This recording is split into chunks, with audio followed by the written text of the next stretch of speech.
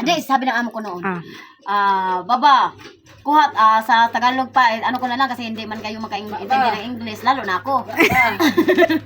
Baba, kuha tayo ng katulong natin, baba, kasi ang hirap ng ano natin dito, trabaho, tapos pag-uwi natin doon, daming kalat, wala magluluto. Sige, kuha sila. Fast forward tayo, dumating na ako doon. Aswerte nila ako yung napili nila. Fast forward tayo. Sabi ko, ang bait ko pa nung una, sabi ko sa kanila nga, Madam, turuan mo ko mga gawaing bahay, 1 oras lang ha. Hindi pwedeng lumagpas ka na daw oras sa pagtuturo sa akin. Karabisa na yun. Kaya tinuruan ako para silang naka-speed. Ang ito, gawin mo lang. Ganyan sila. Okay, gets na. Stop. Kaya ginawa ko na. Naglinis ako ng aircon, nasira. Naglinis ako ng washing, sira. Yung nagplansya ako, sunog yung mga pinalansya ko. Kaya naka-speed. Oo. Tapos, Sabi ko, istorya ako speed. nagluto ako, sunog rin yung niluto ko. Tapos, iniwan ko yung saingan doon na nakasindi pa rin. Tapos, wala nang nakasalang. Yun lang, diba? sunog yung buto. Kasi naman talaga kabulabog, naka-speed yung kilos ko. As in, para ka talagang inedit ba? Tapos, sabi ko sa kanila, tumawag sa nanay ko, Nay, nahirapan na ako dito. Bakit? Hindi ako makapag-tiktok. Oh my God, anak, kawawa ka naman pala. Oo, may mga trending ngayon, twerk-twerk. Hindi ko nagawa kasi amo ko utos na utos. Twerk. E di nga kabulabog, naglista ako. Ganda oh. Sinulat ko English. Doon, sabi ko sa amo ko, Rosel! Yes, madam! Come, upstairs! Yes, I'm coming! Okay, sabi ko, punta ako doon, sabi ko, ano ko, yung hagdan nila, pag yung gano'n, 3 kalapag, sabi ko, I'm coming! Sumbi. Rain! Rochelle! Ano nangyari sa'yo? Ano utos niyo, madam? Ganito, gawin mo to. English. Why you do this? You do this always mistake. You mistake, then mistake there, mistake here. Sabi ko, di wow. Ikaw na perfect. Hindi madam, ganito. Sabi ko, salita pa sana yung amo ko, pero sabi ko, shut up. Zipper your mouth or else I will disappear. Kinuha ko yung listahan ko kabulabog. Madam, read this. Read this right now. Radish. Read, as in, Basa. Read this. Read this. Read this. read this. Read Sabi niya, this. what's this, Rosel? I don't understand. Okay, you don't understand. Okay.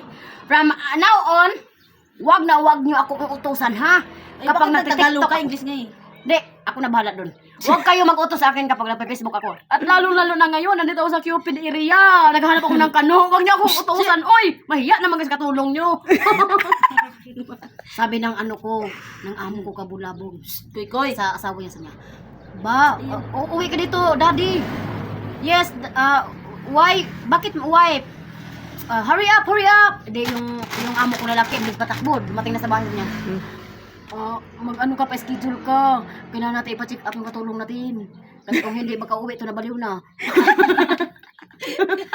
Hindi narinig ko. Baliw naman talaga eh. Madam, I'm not crazy. I'm a normal. You know, because you think I'm crazy because I'm so very smart. And I'm so very powerful. No, you are crazy. Why you say you're powerful? So you're crazy talaga. Di ngayon. Bakit ako natanong mo? Ano problema niya? Tawas, istorya mo. Then my madam said, I will schedule you to go to the Philippines. to the mental health hospital. Or else I will deport you. No, I don't want you to deport me. Because after my 1-year contract here, my foreigner come visit here in Saudi and pick up me and we'll go to Sogo Hotel. Oh, wow! Bleh! I-pick up ka ko, David. Lain to nga kano. Lain to ka foreigner. Lain to. Pumunta pulos. Watay nung dan. Watay naman. Then, di atin na to kabulabog. Kasi kabulabog, di ba yung almo Makati yan? Pinakita ko yung binakyum ko ng binakyum, lumubo siya, tapos pumutok. Galuga. Ay, true story na. Kaya nga siguro mag-joke-joke na yung istorya. Tinood na eh. True story yan talaga. True story yan. Ano ngayon? Hindi yan joke. Ano ngayon, noon pa yun. Hindi yan gawa-gawa. Tapos, sabi ko sa amo ko talaga kabulabog. Naghanad yung naminaw sa mga istorya. Oy, Madam. 100 good sila kapin. Uuwi na ako, madam. Oh, why you want to go home? Because I don't like to see your face. Why?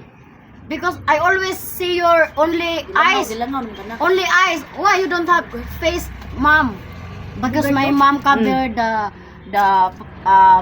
towel hair. Ato. Cover the towel hair. And I said, I put the tinidors in her mouth and said like this. And when I saw my madam is no mouth. Mm. Then I think, how she eat without mouth? Kateter pala siya, dinadaan yung pagkain niya.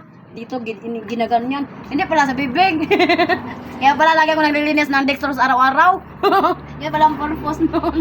Tinood? Ha? Tinood? Di content lang yun. Nagyatay. I'm almost 2 years working here in your house, but until now, I don't see even your husband underwear. What's your husband brief, madam? Unacceptable. I always wash clothes, big clothes, blanket, and what else? Your bra, but no underwear. Why? Where is your underwear? Kapoy na nimo ba? Is underwear here is expensive? Okay, all my salary I will give you so you can buy underwear, okay? Then my madam said, yes, thank you, Rosie. sa Oh, diba? Ang bait, hanggang doon napakabait ko kabulabog. Ato bulabog. Hindi ko alam kung bakit di ba ako kinuha ni Lord eh.